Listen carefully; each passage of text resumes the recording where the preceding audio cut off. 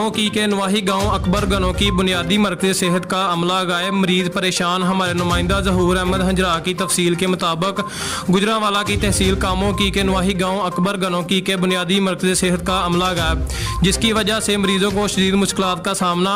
हस्पताल के डॉक्टर वसी शुजात और हस्पताल का दिलबर भी अपने घर के कामों में मसरूफ़।